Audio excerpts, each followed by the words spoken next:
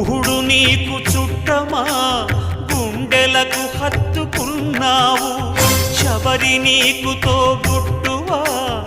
ఎంగిలి పళ్ళను తిన్నావు నీ రాజ్యము రాసిమ్మంటినా నీ దర్శనమే ఇమ్మంటిని కాని ఏలరావు